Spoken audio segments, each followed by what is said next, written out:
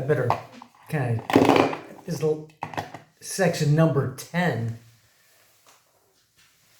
I got to come to an end sometime. There's a lot of legends about Ernie. He's unbelievable. Most unbelievable person I've ever met.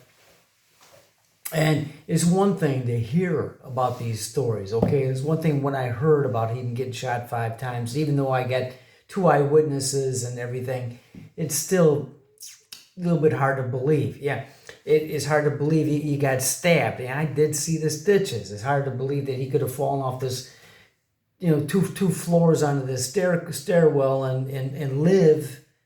But he did. But, when you don't actually see it, it's hard to believe.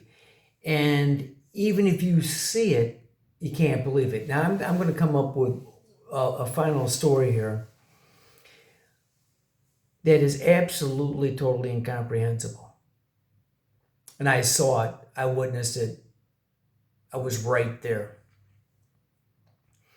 We were paving an expressway with the intersection of I-80 and Torrance. And at that time, it was in a clover leaf with outside sweeper lanes. It's reconstructed in a complete different configuration now. So if you go out there, it looks different than when I paved it, back in the 70s. But what happened is that we were paving this outside sweeper lane that was an exit from I-80 to Torrance northbound. Outside sweeper lane. And it was going for I-80 is set that below Torrance, so it is going uphill, and it's kind of like in a straight line. And we had cones blocking it off, and we just shot some prime, liquid prime. And Ernie was a flagman.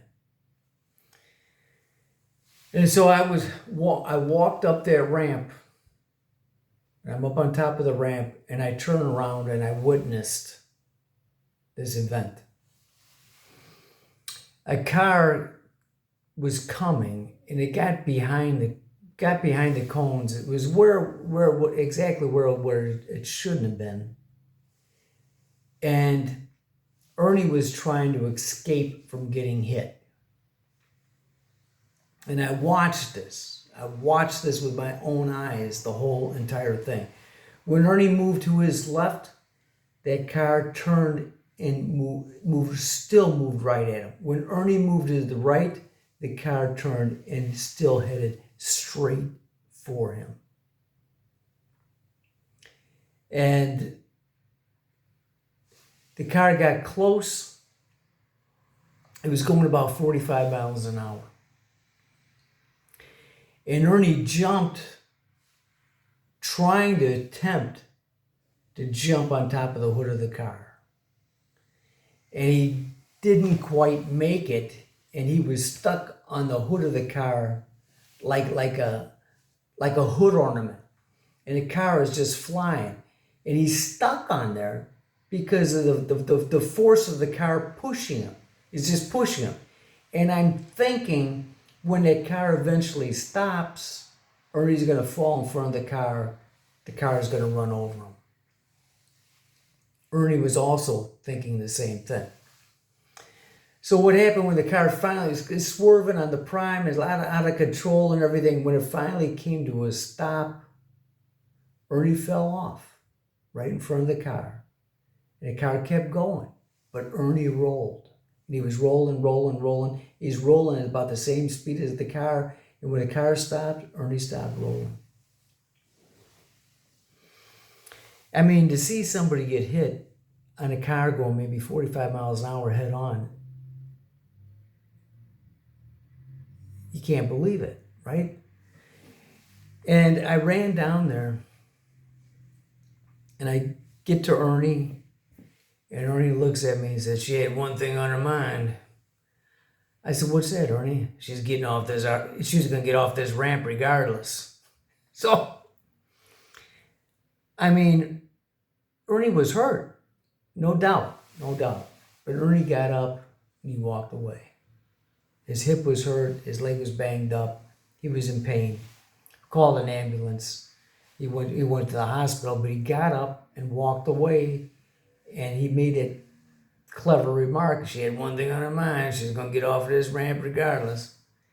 And I asked that lady, I said, what on earth were you doing? I mean, I watched it. When he moved to his left, you turned and moved right at him. And when he tried to get out of the way the other direction, you turned and right at him. What on earth were you doing? And she said, I thought he was waving me into him.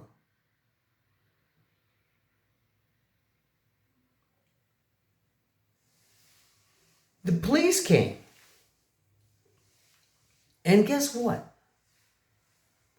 The police said that we did $200 damage to the car. And nothing was wrong with Ernie. And didn't give her a ticket. And I'm like, the damage on the car was from Ernie's body. I mean, Jesus, we're in a construction zone. We're behind cones. He was a flagman. She's driving over speed. She's doing everything, and she had to write him and hit him. And we're to blame. We damaged the car, and you don't give her a ticket. And there's nothing wrong with Ernie. I mean, God, it was incredible. So anyway, Ernie was in the hospital for a while. He was hurt.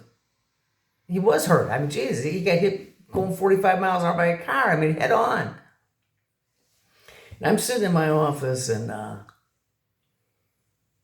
one of the people in our office calls me. Say, hey, Johnny, it's getting toward the end of the season. Do you think that Randall's gonna fake a claim here and try to drag this on for workman's comp? I said, Jana, I'm going to tell you something. I was there. I saw it. If it would have been anybody, any human being other than Ernie Randle, they would have been dead. This guy got hit by a car going 45 miles an hour, got up and walked away. I mean, I couldn't believe it. He's hurt. Yeah, he's hurt. He's not faking it. He's not faking it. He's not. It was just like, oh my God. And just to end this thing, I thought in my life that I never saw anybody like that. And I wondered if this guy could ever be killed. I wonder if he could ever die. He'd been through all this stuff. But as things would have it, he never totally recovered from that hip thing. He got cancer. And he died at the age of 56. And I remember that he died. He was either on July the 3rd or July the 4th, because I know I went there on July the 4th to visit him. I had been visiting him in the hospital, and he was gone. So the legend passed away at age 56, and he did the most incredible things in the world. He was a remarkable human being, man. So many stories. The legend of Ernie Randle lives in my heart forever. Love the guy.